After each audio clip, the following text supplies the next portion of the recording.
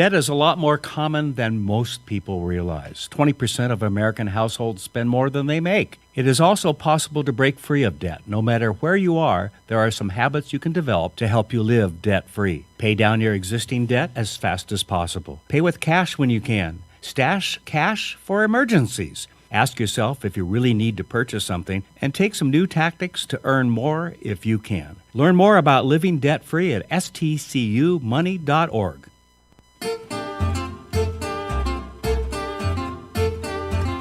Spokane listens when business talks. Welcome to Business Talks, the region's only local business talk show with your host, Ryan McNeese. Business Talks is brought to you by our friends at STCU and Well-Dressed Walrus. Now, let's get down to business with Business Talks. Welcome to Business Talks. I'm Ryan McNeese, and we're here in the studio with both Troy Bruner and Philip Egger. And they are the authors of Modern Machiavelli, 13 Laws of Power, Persuasion, and Integrity. Thank you guys for being here. This is extremely interesting to me because at the core of business or any type of organization, I believe, is the psychology behind that decision making.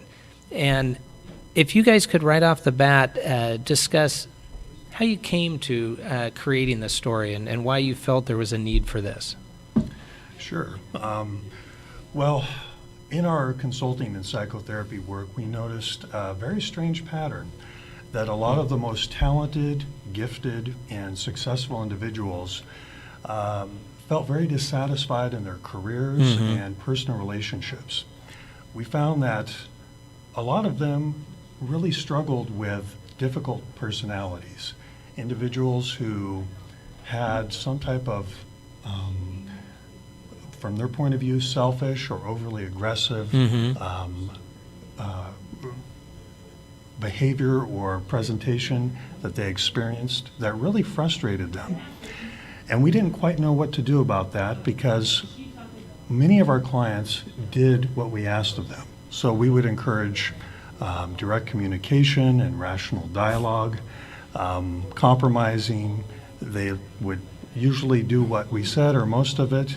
They'd manage their emotions and question their, make sure that they had rational thoughts and that they disputed any irrational thoughts. But still, they could not be successful with some aspects of interpersonal interactions with difficult people. And they didn't know what to do. I'm sure that came up in all industries. It probably wasn't specific to this industry or that, but rather some of those personality dynamics were probably prevalent in all industries of the folks you were working with. Absolutely. It was very pervasive, some of these experiences. So we began taking notes and making observations about new strategies, new ideas, and also noticing some thinking errors that were very common to what we would call good people. That is, people who just want to make a living and be successful and not hurt other people. One of them we found that was really key was expectations for reciprocity. So that most people who are successful, not all of them, they go through life expecting reciprocity. If they work hard, they're going to be rewarded. If they respect others, if you will, they're going to be respected. If they are trustworthy, then people will develop good relationships with them. But they had extreme difficulty when those expectations were disappointed. So they would keep trying these reciprocity strategies like compromising and negotiating and trying to work things out with direct communication. But they were not successful because some personalities are extremely difficult, or someone, maybe a competitor or a coworker, had a hidden agenda that they would not disclose that would perpetually interfere with the relationship. Absolutely. I see that quite a bit in the legal industry, that you're thinking if you're mirroring some of that hopefully positive behavior, that some of that behavior will be returned, and oftentimes it's not, and it is kind of a disconcerting psychology. How did you're from Oregon originally, I believe, and you're from Pennsylvania. How did your partnership in the sense of co-authoring this book come to fruition? We've been here for, my family has been here for 26 years, so I feel like a native. Okay. And we're full now, Okay. So, whatever we can do to just create the idea that we are now full. No, actually, Yeah. we're welcome. Spokane is Yeah. at a great point. Business radio is at a great point right now because what's happening in Spokane is phenomenal, actually. Our son is in Seattle, and Seattle is full, okay? Absolutely. I was over there just recently. And what I noticed was how completely congested it is. And I think what's going to happen here, it is already happening. They're going to come here. Is our real estate is at the highest it's been in ever because Seattle is full. And it's a great quality of life, 4 seasons here. But how Troy and I got started on this, I met Troy about, I'm going to say about 6 years ago, and he was working at a local large behavioral health organization. Was interviewed by him, and he was kind enough when I didn't get the job and he was on a board at another organization. He said, well, we wanted to hire you, but some things happened and we weren't able to. Well, it started a great relationship. We're very good friends now and colleagues. And what's interesting, Dr. Bruner is a psychologist. Right. I am trained to be a counselor, so I'm a licensed mental health counselor. Okay. And I work for a large multinational corporation and provide behavioral health. Okay, so when we started talking about these issues, about integrity, about the importance of what happens to good people when bad things happen to them and they're doing everything right, but somebody comes around who's maybe on the borderline side of being narcissistic and manipulative, those negative traits oftentimes take advantage of good people. And we were in agreement that we've got to do something about this. And now Dr. Bruner is going to be probably very humble about the amount of work he did. He's always saying, well, I was a good compliment, which I think I was, because I had a lot of good people stories. Yeah, good collaboration. But he really had the theories. He had the theories down pat, and I thought, well, this is a good team. The other interesting thing that Dr. Bruner said, being from Portland, is that I was raised in the East Coast. So I kind of have an East Coast background. I was gone to some of the, I guess, best schools, the biggest schools, Patriot League for you smaller NCAA fans, and Bucknell University for Absolutely. undergrad, and then Penn State University, larger, Absolutely. more well-known school. So I think that collaboration of a West Coast perspective and somebody from the East Coast is a good collaboration, counselor and psychologist. So we really teamed together to come up with some ideas that would really help people thrive. One of the reviewers on the book said this, and I love this saying. He said, and to be in the same conversation with a Stephen Covey, if people know his self-help books, he says, this is a Stephen Covey level book where the dolphins can learn how to swim with the sharks. I read that and I was humbled. I was like, wow, that is an awesome compliment. That is an awesome, and it actually says a lot, and I think it's worth noting, and we chatted about this briefly before this segment, that some of our listeners might be familiar with the book by Robert Greene, 48 Laws of Power. But I think, as you so perfectly pointed out, the difference between that book and what I think you've attempted to accomplish is 48 Laws of Power is more from an amoral standpoint, where this is written from an integrity standpoint. Tell us a little bit more about that distinction.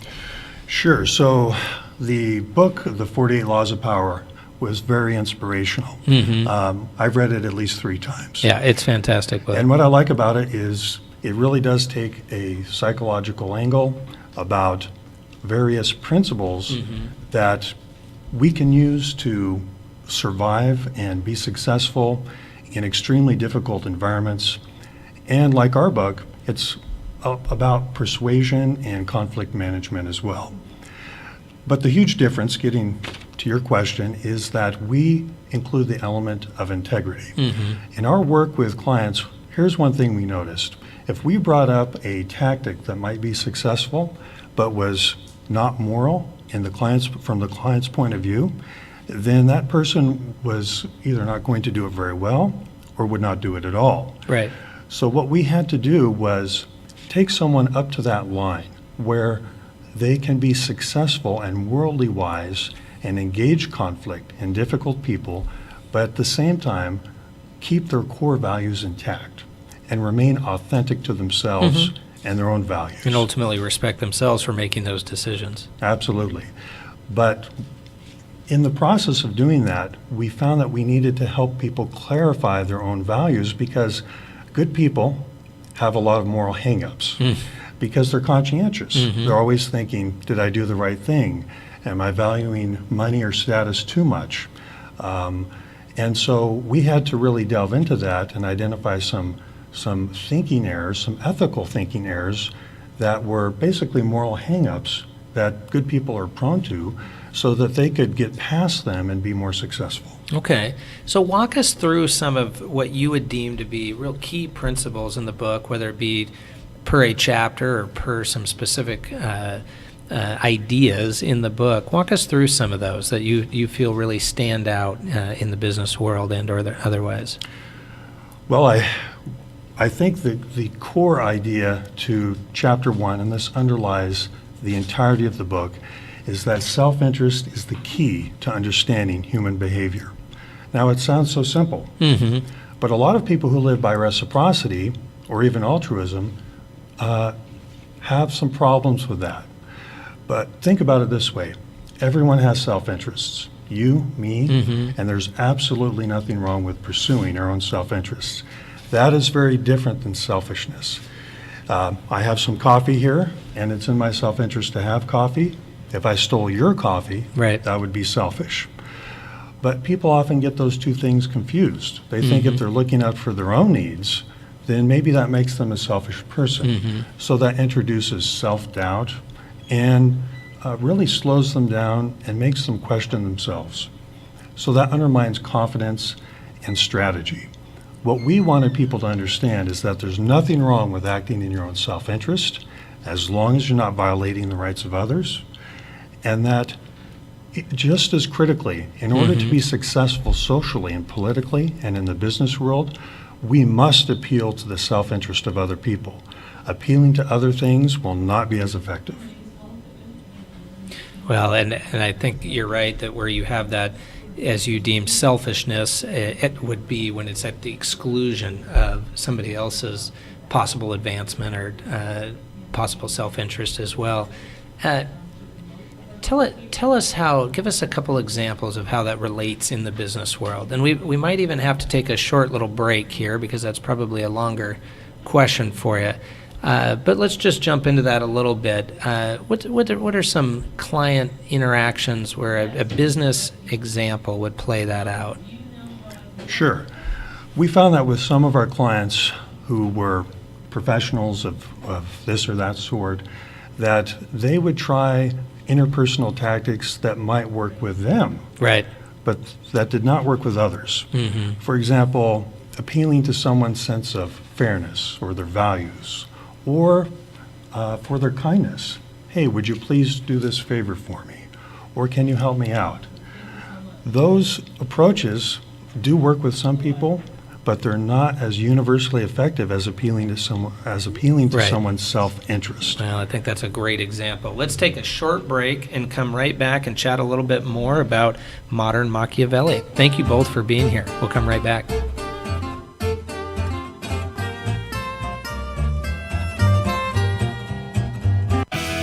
You're listening to SpokaneTalksOnline.com, Spokane and North Idaho's business and community talk station. Debt is a lot more common than most people realize. 20% of American households spend more than they make. It is also possible to break free of debt. No matter where you are, there are some habits you can develop to help you live debt-free. Pay down your existing debt as fast as possible. Pay with cash when you can. Stash cash for emergencies. Ask yourself if you really need to purchase something, and take some new tactics to earn more if you can. Learn more about living debt-free at stcumoney.org. Here's Rob Curley, editor of the Spokesman Review. Living life is complicated. They should give you an instruction manual, but they don't. So every day I feel like I have to try to put together an instruction manual for how you would live in Eastern Washington. Sometimes that's big national news, sometimes it's local news, but sometimes it's just telling you where to get a good hamburger and why the Zag Zone really works this year. Online, in print, the Spokesman Review. Subscribe to the experience. Hi, this is Kurt Stockwell with Well Dressed Walrus. We are a local website design and development company here in Spokane. What we do is build beautiful, usable websites for local businesses. A website needs to be beautiful, it needs to be usable for your users, your customers, and yourself. Contact us anytime. We'd love to talk with you about your online marketing.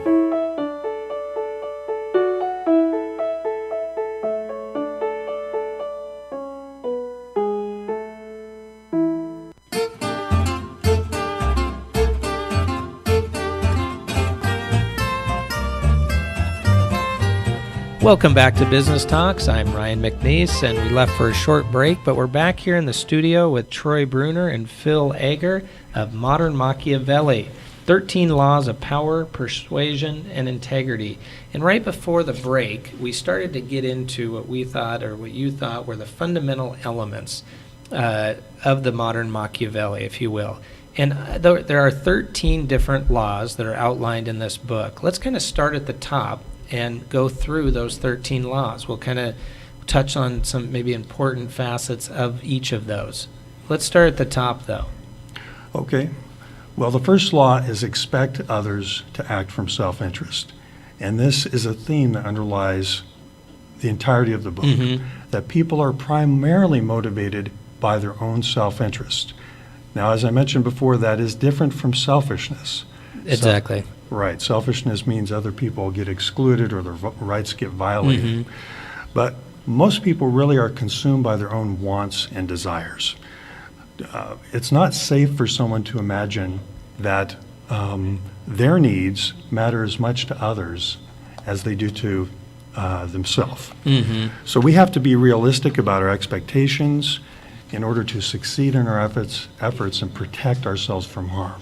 Well, and looking right at principle number 2, you cannot win over the unwinnable. I find that fascinating because that probably is extremely difficult for folks, as you indicated, that reciprocity. What do you mean they're not winnable? Everybody has a little sense of, oh, I'm sure, kill them with kindness, so to speak.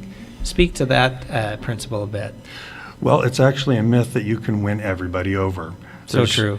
Some individuals have extremely difficult personalities. And chapter 2 is unique in the book in the sense that it's the only chapter that focuses upon what we might call toxic personalities, or individuals with severe personality pathology, some of whom are actually very successful. They're successful because in our society, results matter.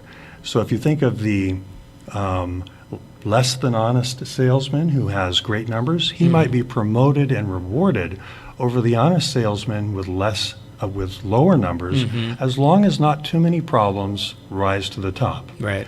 So to deal with difficult personalities, one mistake that people make is they think, well, I need to increase my niceness to win them over, or some version of that. But persistent niceness is actually considered a weakness and can make you more of a target with some difficult personalities. We're talking narcissistic personalities, passive-aggressive personalities, and other difficult personalities. Which is a pretty good segue to, I think, your third fundamental principle, that actions are much more compelling than logic. And I see this in the legal world quite a bit, that if you argue logic, ultimately I had an elder attorney on the other side with a lot of wisdom say, but if I don't like your logic, I'm not going to go your way. So I think there's a lot to be said. Do you want to speak to that one a little bit? Certainly, and there's countless stories that speak exactly to the idea that actions speak and are much more compelling than logic. One that I can think of is this. For years I worked in numerous school settings, large, small, AAA, AA, single A, B, all sizes. And what I noticed over a period of time of having the privilege of working with both superintendents and principals in schools all over was that the schools that ran the most smoothly were those where the principals and the leaders took the actions that backed their words. So if I say the values of our school are integrity, kindness, friendliness, no bullying, treating others with respect, but I then am taking kids into the room and saying they're going to get paddled if they do the wrong thing, I'm not living my action. Right. My actions aren't backing what I'm saying I want for my school. What I noticed was the schools that ran the smoothest and the best had the best leaders that did a thing I call servant leadership. They literally were there to serve and help their teachers be happy. They also modeled this throughout the school setting through their actions. What they did oftentimes was they would high-five the children that were doing the exact positive behaviors that they wanted to be demonstrated in their school. And it worked like magic. Well, you're it positively was just exacerbating that positive. Again, it's actions speak louder than words, I guess, is the concept we hear. In number 4 is endure a minor wrong if it allows a much greater good. What do we have there? Well, basically, when you endure a minor wrong, an example would be this. Okay, so we all get into conflict, and that's one of the things that I like about Dr. Bruner's work is he's constantly aware of if we're going to have conflict. Conflict creates good things, okay? Don't avoid conflict. Don't be overly nice and appeasing, because if you just do that, people are going to run over you, okay? Exactly. So what I have to do is take advantage of this conflict and use our ability to be strategic in when someone does something that is a minor wrong against us. We can either say, oh, I'm never going to do business with them again. I just will not buy a car from Becker Buick because, you know, Becker Buick gave me a bad car. No, I'm not going to do that. I'm going to go to the owner and say, you know what?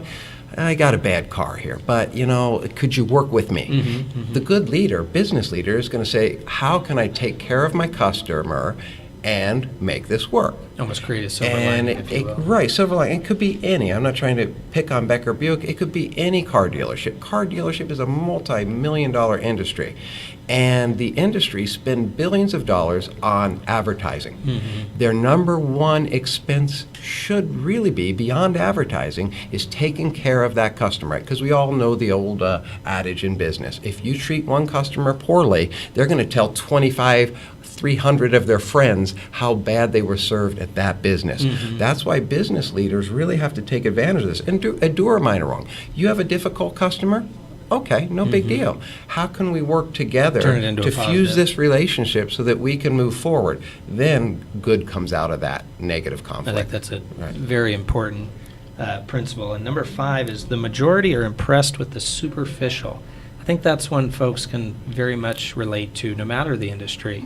Is the presentation of the individual and or organization and what that means, whether it's actually real or not. Let's speak to that. It's even more critical, excuse me, to recognize this in the era of social media, because when someone first meets us, whether it's at a job interview or in a networking capacity or even in a casual encounter, we can expect that they're going to Google our names and look at our social media profiles. So we have to assume that that's going to happen, that we are basically mini brands, each of us. Now, a lot of people don't like it and they resist it. They think, well, superficial things are beneath my dignity. I want people to get to know the real me. Unfortunately, in the real world, that shuts doors to opportunity. If you really want to be successful in interpersonal engagement, you have to play on what psychologists call the primacy effect. That is, what people first see, hear, and experience is going to carry a lot of weight. Now, that might not seem fair. No. It might not seem right, because your social media profile or other things about you that are just casually observed may not be as important as your critical thinking skills, as your work ethic, as who you are as a person. But that is not going to be discovered unless someone gets to know you over time. So that door that opens first is going to be from the primacy effect. So we have to appeal to the superficial. A bit like the Malcolm Gladwell blink concept, that what are people going to think at that blink concept? And if it's superficial, it's superficial, but it might be that first presentation, that first impression. Number 6 is boldness and audacity produce success. Some of the most successful people are the biggest risk takers. So if you think about Steve Jobs or many of the big innovators and tech company success stories, even going back to the railroads in the 1800s, what you'll see is that there were a lot of failures and there were a lot of successes. But the biggest successes often were associated with the biggest risks. A lot of Smart people are cautious people, but they're too cautious, so they avoid taking risks. And that's unfortunate. But it's natural and normal to fear risks because you don't know how things are going to turn out. So what Chapter 5 talks about are techniques and methods to make sure people can take calculated risks and to capitalize on opportunities. Well, and I think Seth Godin, you're probably familiar with Seth Godin, one of his concepts or phrases is safe is risky. My kids give me a back time because I say that all the time, in the sense that it's a great balanced phrase that you can't be too risky, but if you're too safe, it's risky. And I think that's a good phrase as to what you're getting at to a certain extent. We only have a couple minutes left, but let's get through a couple more of these. Chapter 7 is conflict is inevitable and selectively advantageous. I think that actually goes to what you were saying a little while ago, that, again, take that concept of potentially get comfortable being uncomfortable and maybe create a silver lining from that. Chapter 8 is what is given away freely is seldom valued. I think that's an interesting business concept. What are a couple thoughts on that? Well, again, I like to give stories to everything. But think of the what is given away freely is seldom valued. Imagine that you're going to, say, the county fair. Well, we're going to give out some free pens. We're going to give out some free flashlights. Okay, well, that's nice, thank you. But are they going to really come back and do business with you because they got a free pen? Maybe not. Yeah. I don't know. But really, people value, especially in the counseling field, which is a business, multi-million-dollar business, is if my client makes an appointment to come see me, and I say your service is free, you don't have to pay, my no-show rate skyrockets. Absolutely. There's less value, perceived less value. But if they have to pay for that appointment, they're going to show up. Yeah. And then they're much more likely to work on the behavior change that I'm trying to advocate for them to do. Because I often, for every session, give people, this is the homework. I need you to do this, and then come back next week and let's see if you did the homework. And if they didn't do the homework, that means they weren't investing in themselves, and they were not basically doing what they needed to do because they thought everything was free and easy. Well, as you Change indicated, is hard. that buy-in, that engagement, I think is what you're really touching on. Right. I'm going to jump forward on Chapter 11. The majority prefer fantasy over harsh realities. Unfortunately, we're going to run out of time, and so we're not going to be able to hit on that. But another one, be conspicuous or risk getting overlooked. These concepts, I think, are crucial to the business world. And I think you got a really important, exciting book here. And I really appreciate you both coming in. I'd like to see this book really get out there in the market and maybe have you come back in again and discuss more of the principles. Thank you guys so much for being here on Business Talks. Look forward to chatting with you again. Thank you very much. Thank you very much. Excellent.